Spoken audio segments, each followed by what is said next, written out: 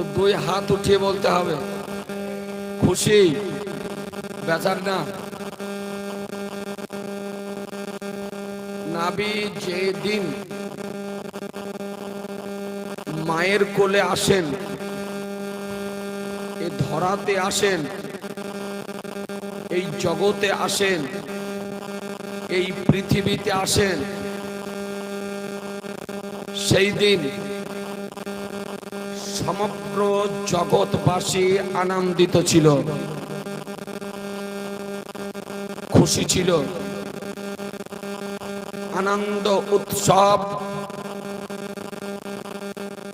উদযাপন করেছিল।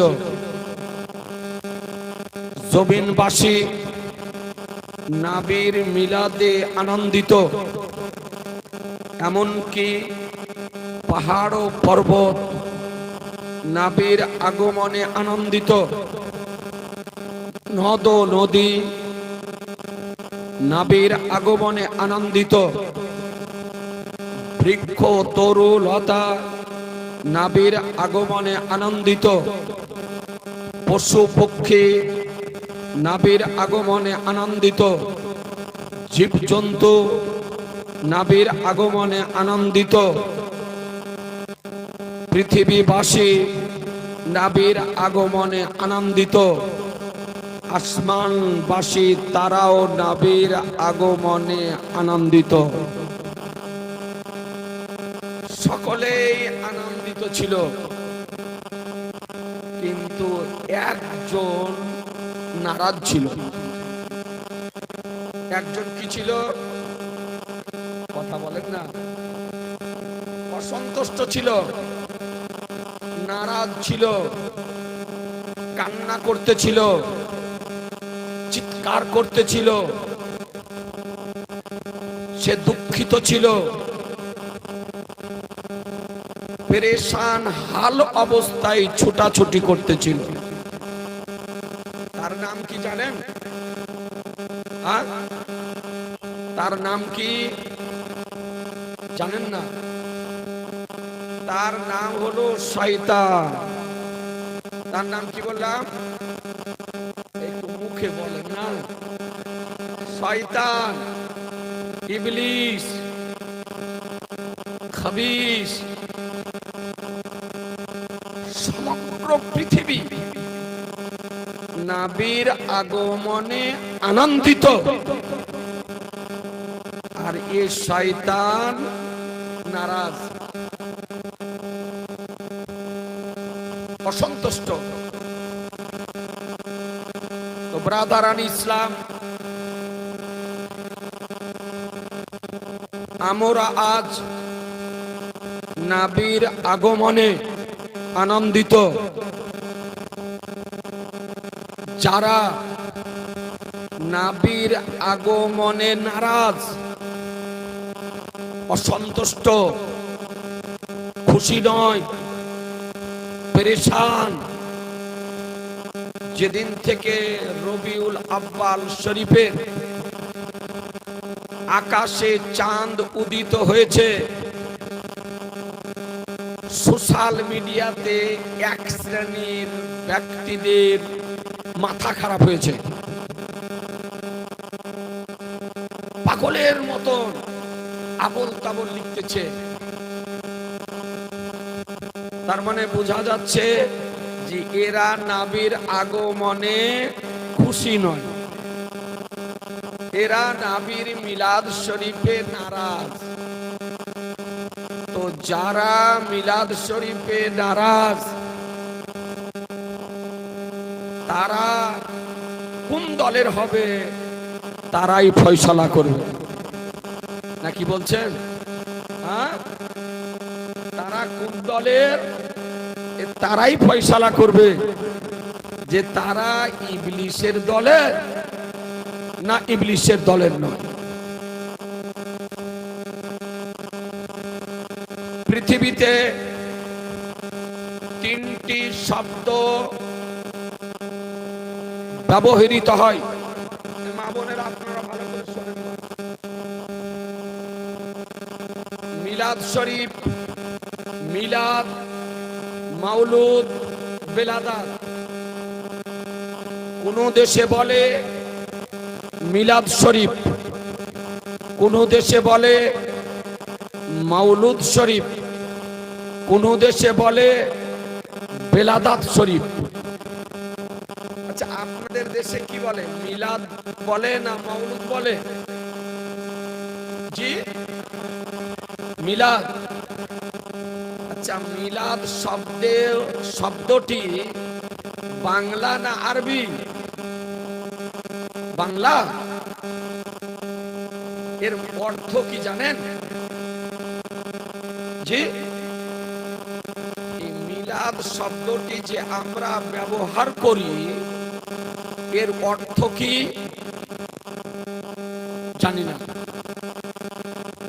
মিলাদ শব্দটি বাংলা নয়, মিলাদ শব্দটি হলো আরবি। মিলাদ শব্দটি কি? আরবি। আচ্ছা, এই শব্দটি কি বেদাত না হাদিসের ভাষা?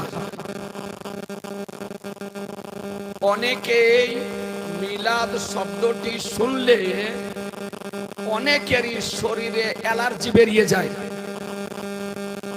জালসার নাম বললে অ্যালার্জি বেরোয় না, কনফারেন্স নাম দিলে অ্যালার্জি বেরোয় না, ইজতেমা নাম দিলে অ্যালার্জি বেরোয় না, কনভেনশন নাম দিলে অ্যালার্জি বেরোয় না, সম্মেলন নাম দিলে অ্যালার্জি বেরোয় না, কিন্তু মিলাদ নাম দিলে অ্যালার্জি বেরিয়ে যায়।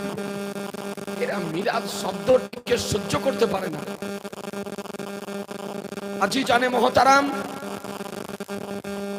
মিলাদ শব্দটির আভিধানিক অর্থ, ডিকশনারিতে অর্থ জন্ম বৃত্তান্ত বর্ণনা করা। মিলাদ, মাউলুদ, বেলাদাত এই তিনটি শব্দের আভিধানিক অর্থ, ডিকশনারিতে অর্থ যে জন্ম বৃত্তান্ত বর্ণনা করা। মনে থাকবে? কেউ যদি বলে মিলাদ শব্দের অর্থ কি, বলতে পারবেন না?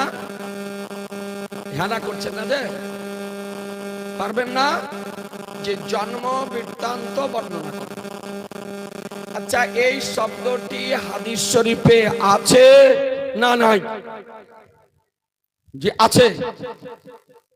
এদের চোখে পড়ে না, এদের দৃষ্টিগোচর হয় না, এরা দেখতে পায় না, কিন্তু হাদিসে আছে। কোন হাদিসে আছে?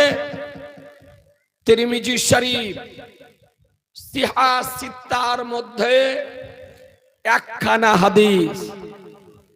তিরমিজি শরীফ দ্বিতীয় খণ্ড 202 পৃষ্ঠা, কুতুবখানা রাশিদিয়া, দিল্লির প্রিন্ট। ইমাম তিরমিজি রাহমাতুল্লাহ আলাই একটি অধ্যায় আনায়ন করেছেন, যে পরিচ্ছেদের নাম দিয়েছেন বাবু মিলাদিন নবী সাল্লাল্লাহু তাআলা আলাইহি ওয়াসাল্লাম। বিশ্বাস যদি না হয়, কারো নিকটে, কারো ঘরে, কারো মসজিদে, কারো বাড়িতে, কারো লাইব্রেরিতে যদি অরিজিনাল তিরমিজি শরীফ থাকে, নিজে পড়তে যদি না পারেন, নিয়ে আসুন, আমি দেখিয়ে দিতেছি। বাবু মিলাদিন নবী সাল্লাল্লাহু আলাইহি সাল্লাম, অর্থাৎ নবী সাল্লাল্লাহু আলাইহি সাল্লামের মিলাদ শরীফের অধ্যায়, নবীর জন্ম বৃত্তান্তের অধ্যায়, পরিচ্ছেদ। তাহলে বোঝা গেল যে মিলাদ শব্দটি আমাদের আবিষ্কৃত নয়, মিলাদ শব্দটি মুফতির আবিষ্কৃত নয়, মিলাদ শব্দটি বক্তার আবিষ্কৃত নয়, মিলাদ শব্দটি বর্তমানের লেখকদের আবিষ্কৃত নয়। এ মিলাদ শব্দটি তিরমিজি শরীফের হাদিস শরীফে আছে। আর এই পরিচ্ছেদে, এই শিরোনামে, এই অধ্যায়ে ইমাম তিরমিজি রাহমাতুল্লাহ আলাইহি একাধিক হাদিস শরীফ আনায়ন করেছে। একবার সুবহানাল্লাহ বলেন, একটু জোরে বলতে হবে সুবহানাল্লাহ। শরীয়তের পরিভাষায় মিলাদ শরীফ কাকে বলা হয়? যে মহানবীর, ভালো করে শোনেন, মহানবীর আগমনের আলোচনা, মহানবীর মায়ের পেটের অবস্থান কালের অলৌকিক ঘটনাবলী বর্ণনা করা, মহানবীর পৃথিবীতে আগমনের পর যে সমস্ত আশ্চর্য ঘটনাবলী প্রকাশিত হয়েছে তার আলোচনা করা, শিশু জীবনের আলোচনা করা, বাল্য জীবনের আলোচনা করা, মক্কি জিন্দেগির আলোচনা করা, মাদানী জিন্দেগির আলোচনা করা, বৈবাহিক জীবনের আলোচনা করা, সাংসারিক জীবনের আলোচনা করা, চরিত্রের আলোচনা করা, আদর্শের আলোচনা করা, নবীর বিশেষত্বের আলোচনা করা, নবীর মিলাদ শরীফের আলোচনা, নবীর মুজিজা সমূহের আলোচনা করা,